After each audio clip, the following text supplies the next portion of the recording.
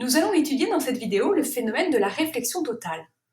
Pour cela, il faut d'abord considérer le phénomène de réfraction dans deux cas de figure différents. Nous allons d'abord parler du cas où la lumière se propage plus lentement dans le second milieu. C'est le cas du passage de la lumière de l'air vers l'eau, par exemple. Puis nous prendrons le cas inverse. Un rayon lumineux émis par une source se propage dans l'air. Il pénètre dans un demi-cylindre rempli d'eau. Quand le rayon incident est perpendiculaire à la surface, il n'est pas dévié. Si je tourne le demi-cylindre d'eau, on remarque qu'à l'interface, le rayon est dévié. On dit qu'il est réfracté. Plaçons le demi-cylindre de façon à ce que l'angle d'incidence soit autour de la valeur de 30 degrés. L'angle d'incidence est représenté ici en vert. On mesure alors l'angle de réfraction représenté en rouge ici, et on lit une valeur d'environ 22 degrés. L'angle de réfraction est donc plus petit que l'angle d'incidence.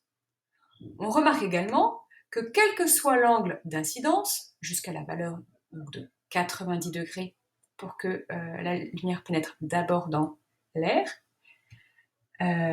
jusqu'à la valeur de 90 degrés, il y a toujours un rayon réfracté. À retenir, lorsque la lumière se propage plus lentement dans le second milieu, c'est le cas du passage de l'air vers le verre, mais aussi le passage de l'air vers l'eau, le rayon réfracté se rapproche de la normale à la surface de séparation entre les deux milieux. Dans ce cas, la lumière peut toujours pénétrer dans le second milieu.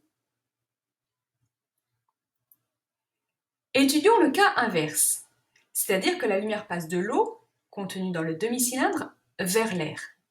Quand le rayon incident est perpendiculaire à la surface, il n'est toujours pas dévié.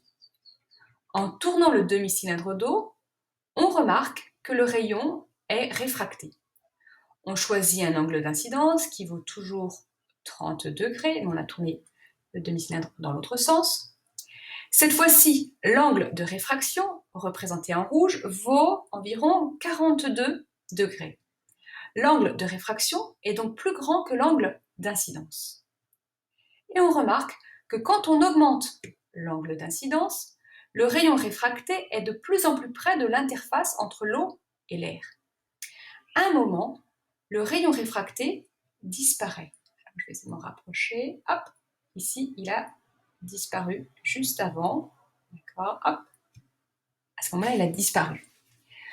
Sur la simulation, il y a un autre rayon qui est maintenant représenté, c'est le rayon réfléchi, c'est-à-dire le rayon qui reste dans le milieu 1. L'angle de réflexion est représenté en bleu. À retenir, lorsque la lumière se propage plus rapidement dans le second milieu. C'est le cas lors du passage du verre vers l'air ou de l'eau vers l'air. Le rayon réfracté s'écarte de la normale à la surface de séparation entre les deux milieux. Dans ce cas, la lumière ne peut pas toujours pénétrer dans le second milieu.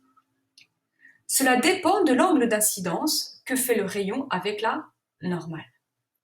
Si l'angle d'incidence est inférieur à un angle limite, qui est caractéristique des deux milieux, la lumière pénètre dans le second milieu. C'est ce qui est représenté sur la figure 2. Si l'angle d'incidence dépasse l'angle limite, la lumière ne peut plus passer dans le second milieu. Elle est complètement renvoyée dans le milieu initial. C'est ce qu'on appelle le phénomène de réflexion totale. Nous avons dit que l'angle limite pour la réflexion totale était caractéristique des deux milieux transparents.